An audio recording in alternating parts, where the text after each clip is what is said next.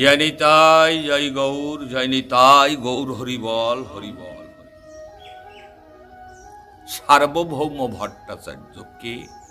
না, সার্বভৌম ভট্টাচার্য হল তৎকালীন ভারতবর্ষের অদ্বিতীয় পণ্ডিত। আমাদের সারা ভারতে অত বড় পণ্ডিত আর ছিলেন না, যিনি সার্বভৌম ভট্টাচার্য। কৃপা পেলেন কিভাবে? কিভাবে কৃপা পেলেন? সার্বভৌম ভট্টাচার্য কোথাকার? উৎকল, উড়িষ্যার পুরীধামের শ্রীমান মহাপ্রভু যেদিন প্রায় 24 বৎসর বয়সে সন্ন্যাস নিয়ে ভক্তভাব অঙ্গীকার করেছেন, পুরীতে যেয়ে জগন্নাথ দেবকে প্রণাম করছেন। পাশে দাঁড়ায় আছে সার্বভৌম ভট্টাচার্য। সার্বভৌম তাকায় দেখছে, বাহ, এত রূপ মানুষের শরীরে, মানুষের যে এত রূপের কোনো মানুষ হয়, এ তো আমি কোনো দিন দেখেও নি, পড়েও নি, শুনিও নি। কে? 24 বৎসরের বালক। তো প্রণাম করে উঠলে সার্বভৌম জিজ্ঞাসা করছে, তোমার নাম কি? মহাপ্রভু বললেন, গুরুদেব রেখেছে নাম শ্রীকৃষ্ণ চৈতন্য। বাহ বাহ বাহ। তা ও চৈতন্য, শোনো শোনো, কারণ ছেলেটা দেখে ভালো লেগেছে। তো ভালো ছেলে মেয়ে দেখলে সবাই একটু আদর করে, করে না? সবাই আদর করে।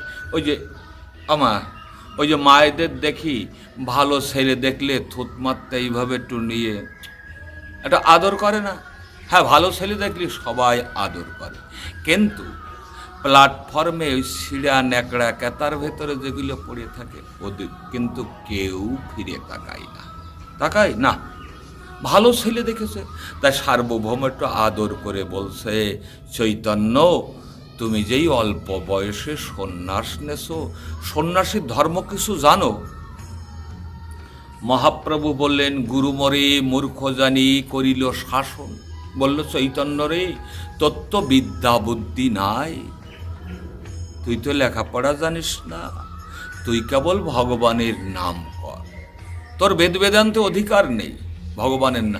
আমি তাই নাম করি, নামেই আমার হাসাই কান্দাই নাচাই গায়। ও ভাবু, ছেলেটা দেখে ভালো লেগেছে, তাই বলছে, তুমি কালকের থেকে আসবে, আমি তোমাকে বেদান্ত শ্রবণ করাবো। সন্ন্যাসীর একমাত্র কর্তব্য হলো বেদান্ত শ্রবণ করা। কালকের থেকে তুমি আসবে, আমি তোমাকে বেদান্ত শ্রবণ করাবো। কয়দিন করাইছিলেন? 7 দিন। 7 দিন বেদান্ত শ্রবণ করানোর পর সার্বভৌম ভারতবর্ষের অদ্বিতীয় পণ্ডিত, এটা পাণ্ডিত্যের একটা অহংকার, গরিমা আছে না? বলছে, চৈতন্য শোনো, তুমি যে 7 দিন ধরে বেদান্ত শ্রবণ করলে, তুমি এই সমস্ত শ্লোক, ব্যাখ্যা, টিকা, টিপ্পনী এইসব বোঝো কি না? হ্যাঁ না হু কিছুই তো বলো না। সার্বভৌম জিজ্ঞাসা করলে মহাপ্রভু বললেন, আপনি বললেন যে সন্ন্যাসীর কর্তব্য হলো বেদান্ত শ্রবণ করা, তাই আমি কাষ্ঠপুত্তলিকার মতো বসে অপলক দৃষ্টিতে আমি বেদান্ত শ্রবণ করি। না না, শোনো শোনো, তুমি যদি কোনো শ্লোক, কোনো ব্যাখ্যা, টিকা টিপ্পনী যদি বুঝতে না পারো, ভুল ত্রুটি যেখানে যাই হোক, তুমি জিজ্ঞাসা করবা। এই বলে একটা শ্লোক বললেন। শ্লোকটা আছে, দেখবেন, চৈতন্য চরিতামৃতের মধ্যলীলার 24 পরিচ্ছেদে ভাগবতের এই শ্লোকটা। আত্মা রামস্য মনায়া নিগ্রন্থা করব, এই 11 পদের এই শ্লোকটা বলে যেই ব্যাখ্যা করছেন, মহাপ্রভু হাত উঁচু করলেন, থামো। কি?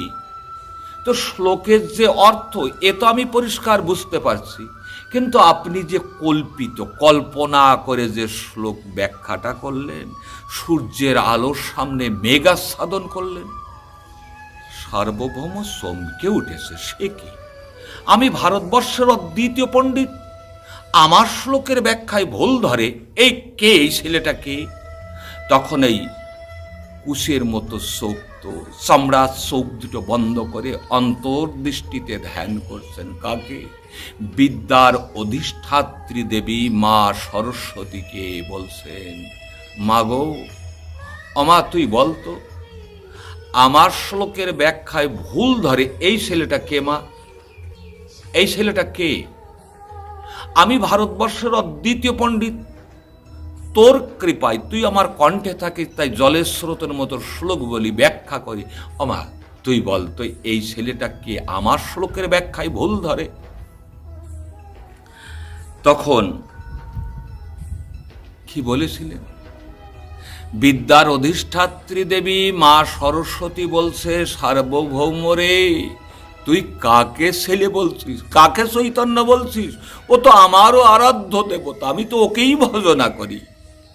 এই কথা শুনে সার্বভৌম ভট্টাচার্য এবার মহাপ্রভুর চরণের পরে পড়ে বলছে, প্রভু গো, স্বীকার করলাম যে আমি আজ থেকে লেখাপড়া জানি না। যিনি ভারতবর্ষের অদ্বিতীয় পণ্ডিত, তিনি বললেন লেখাপড়া জানি না।